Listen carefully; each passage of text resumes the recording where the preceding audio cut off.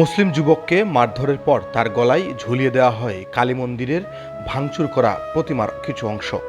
এরপরে সেই ছবি ও ভিডিও ধারণ করে চালানো হয় অপপ্রচার। সবগুলো ফেসবুক আর আইডি হিন্দু সম্প্রদায়ের লোকজনের।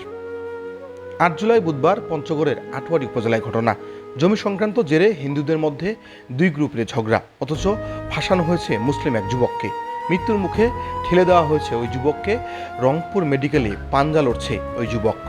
মূর্তি ভাঙিছে মনে করেন শান্ত, অলিন, মলিন, তোমার ভেদা আর নিশি আর হচ্ছে তোমার রায়তা, ওরা ভাঙে এরার গালা তোরা দিছে।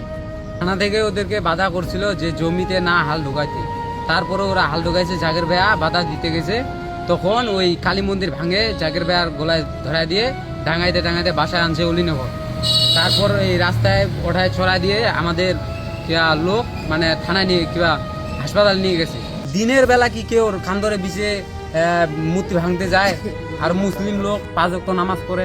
মনে করো এই মন্দিরটি, এই জমি আটকানোর জন্য মন্দিরটি উদ্যাপন করছে। এখন 6 মাস হবে না, 5 মাস।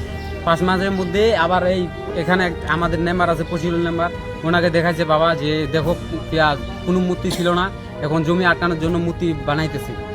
এটা আসলে আমরা দেখছি কি যে মূর্তিটা তো ওর গলায় ঝুলিয়ে দেওয়া হচ্ছে, কারণ ও তো গলায় নিতে চাচ্ছিল না, তার হাতে এটা ঝুলিয়ে দেওয়ানো হচ্ছিল। তো ও যদি মূর্তিটা ভাঙতো তাহলে ও একা মানুষ কি জন্য ভাঙতে যাইতো? এমন ঘটনার আইনানুগ ব্যবস্থা গ্রহণ না করে সংবাদ সম্মেলন করেই পার পাবার চেষ্টা করা হয়েছে বলে অভিযোগ ভুক্তভোগী পরিবারের। জাকির, লক্ষ্মীচরণ ও আমি অনিলচন্দ্র পালের মধ্যে যে একটা অনাকাঙ্ক্ষিত ঘটনা ঘটে, যা সোশ্যাল মিডিয়া প্রচার হয়। প্রচারিত ভিডিও দেখে সোশ্যাল মিডিয়া ব্যবহারকারী হিন্দু মুসলিম বিভিন্ন শ্রেণী পেশার মানুষ প্রকৃত ঘটনা না বুঝে পরস্পর উস্কানিমূলক কমেন্ট করে। এই ঘটনার তাৎক্ষণিক প্রতিক্রিয়ার অপর একটি অপ্রত্যাশিত ঘটনা ঘটে।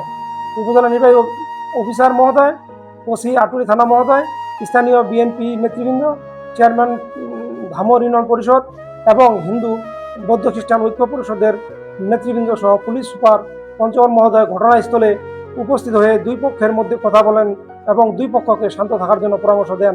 পরামর্শ মেনে নিয়ে আমরা দুই পক্ষই উপজেলা নির্বাহী অফিসার মহোদয় এবং রাজনৈতিক নেতৃবৃন্দের তত্ত্বাবধানে স্থানীয়ভাবে বসে সমস্যার সমাধান করতে সম্মত হয়েছি।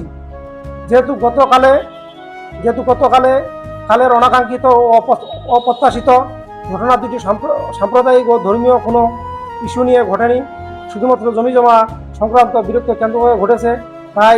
তাই এই বিষয় নিয়ে কোনো ধরনের উস্কানিমূলক তথ্য ও গুজব না ছড়ানোর জন্য অনুরোধ করছি।